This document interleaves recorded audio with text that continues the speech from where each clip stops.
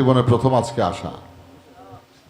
যার দরবারে এসেছি সাহসবী হজরত খাজা খলিল শাহ রহমতুল্লাহ আলাই। তাকে আমার এই জীবনে বহুবার দেখেছি, একত্রে রাত্র কাটিয়েছি এবং মালিক দেওয়ান সাহেবের সাথে তার হৃদয়ের একটি সম্পর্ক ছিল। উনি আমাদের বাড়িতে 5 দিন 7 দিন 10 দিনও থাকছেন। মালিক দেওয়ান সাহেব এই বাড়িতে আসছেন, খালেক দেওয়ান সাহেব আসছেন। তো আমার ভাগ্যে হয় নাই পূর্বে আসা। তো আজকে সেই আমার দাদা গুরু মালিক দেওয়ান সাহেবের একজন বান্ধব, একজন চলার বন্ধু, সাথের সাথী খলিল শাহ রহমতুল্লাহ আলাই তার পবিত্র দরবারের পাশে দাঁড়িয়েছি। মালিকের কাছে লক্ষ লক্ষ কোটি কোটি শুকরিয়া আদায় করি যে আল্লাহ এমন একজন প্রেমিকের দরবারে আমাকে হাজির হওয়ার সুযোগ দিয়েছেন।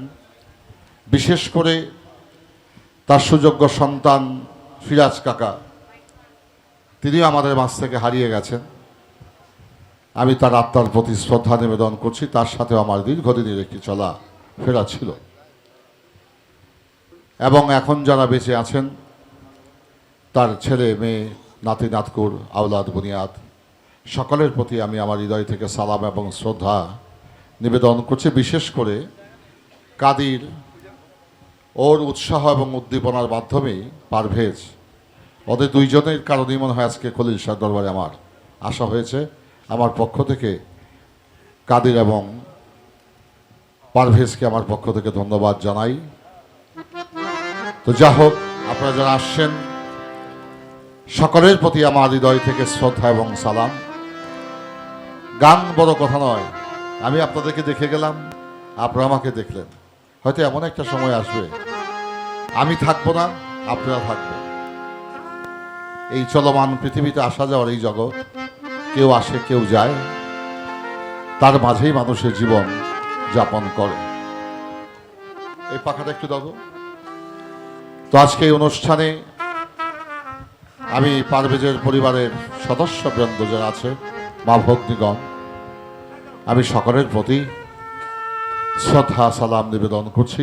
বিশেষ করে আমাদের মাঝে অনেক শিল্পীবৃন্দ, তারা সারারাত্রই গান করলেন, অনেক ভালো গান করেছেন, শুনলাম বসে বসে, ভালোই লেগেছে, ওদেরকে ধন্যবাদ।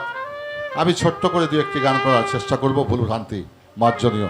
সকলের আশীর্বাদ দয়া কৃপা প্রার্থনা করছি। আমার বাবার কিছু ভক্তবৃন্দ, গুরু ভাই, নান্দু ভাই, জালাল ভাই, তো আমি সকলের প্রতি আমার সালাম ভক্তি রইল, প্রেম ভালোবাসা রইল। দেখি কি করা যায়, মালিক কি করা।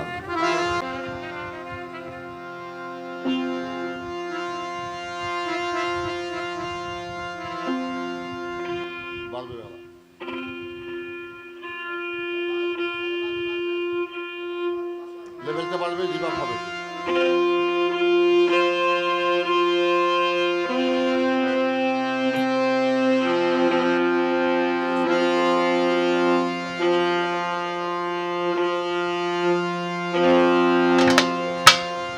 রিভাব হবে।